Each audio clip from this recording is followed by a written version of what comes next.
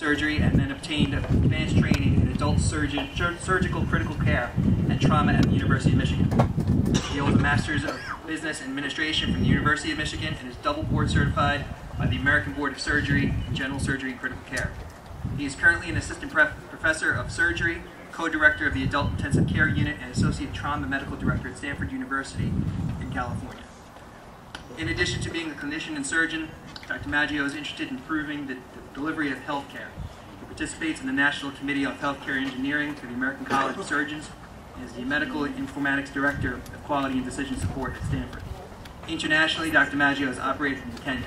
In July, Dr. Maggio will be teaching a Western approach to surgical education at the University of Hiroshima in Japan.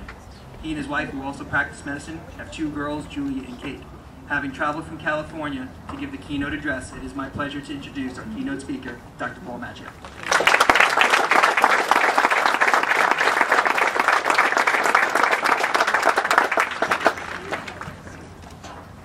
It's hot.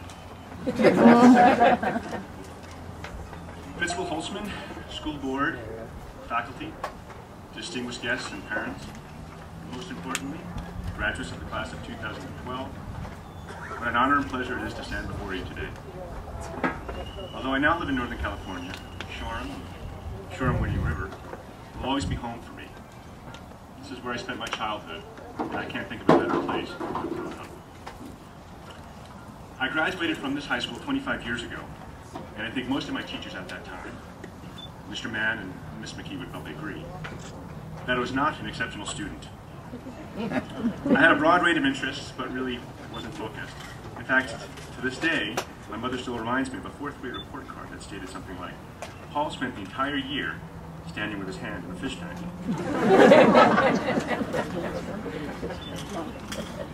It was not until much later in my education, more than halfway through college, that I began to realize what I wanted to do with my life. I thought about teaching. My mother was an English teacher, political science, physics, something my father had done, and even computer science. But it wasn't until after I spent a semester studying in Australia in my junior year that I discovered my interest in biology and medicine. It was by chance, as many things are in life, that the college I was rooming at the time was associated with a medical school. I had never considered healthcare as a career. In fact, when I graduated high school, I hadn't really applied myself, and to be honest, really had questioned what I could accomplish. But the students with whom I spent most of my time were studying medicine, and they gave me the insight into what the practice of medicine involved. This experience made me realize for the first time that this was something I could accomplish. That takes me to my first point. You don't have to know when graduating high school what you want to do with the rest of your life. So take your time and discover your values. Discover what inspires you. Discover how you define success. Many people are probably already asking you what you plan to do with the rest of your life. If they haven't, they will, so they do start. You'll probably prepare an answer, one that they might want to hear, but don't sell yourself short. Don't blow it by doing what others think you should do, because it meets their definition of success. In the end, if you don't love what you do, chances are you'll never be great at it. Take time to explore your options and gain experience if you can before choosing a career. Go out and volunteer or take part in an internship. There are plenty of opportunities out there to do this. You just need to seek them out. Every job has its pros and cons. I'm a trauma surgeon. It's an exciting and rewarding job, but there's a downside as well. It's a huge time commitment and takes a toll on my family. But in the end, I love what I do. George Dancing was a professor of operations and computer science at Stanford. While George was a graduate student in Berkeley, he arrived late to class one day and copied 2 homework questions as a reply. The questions were more difficult than usual, but George did not give up. It took him a few days, but eventually solved them and turned them in. As it turns out, they were not homework questions at all. They had been put up on the blackboard as 2 famous problems in statistics that had never been solved. So this brings me to my second point.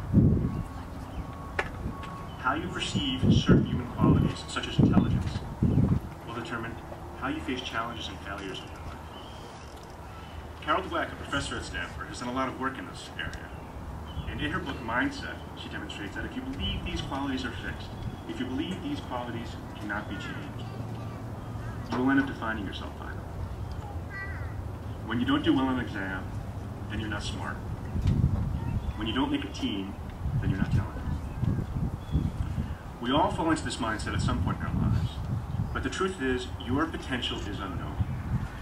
It's impossible to foresee what can be achieved with passion and hard work. My third point is about how we cope with failure. We all encounter failure at some point in our lives.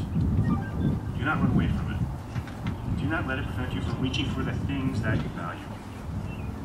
Failures are only bumps in the road along the way and something you should learn from.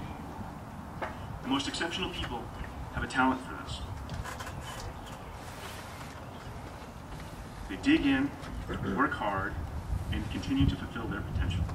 They take their failures and turn them into future successes.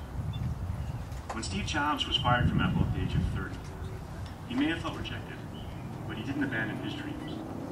Instead, he entered what he described as the most creative period in his life, something that would not have happened had he not been fired. This is an exciting time to be where you are today. Opportunities are before you that did not exist or could not have been imagined when I was in your position. So make the most of this time. It's unlikely that later in life you will have the freedom or be as willing to take the kinds of risks that you can take now. Life intrudes in ways you may not realize. 3 patients have taught me life lessons that I want to leave with you. One is a 70-year-old woman who still enjoys zip lining.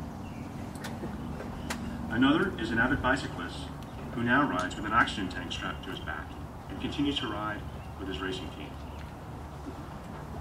And a third, an elderly woman who had a slight mishap while communing with nature from her treehouse. They would all agree that you must be willing to take risks, be ready to stretch your capabilities, and have the steely courage to live life to the fullest, whatever you wish to do. Thank you.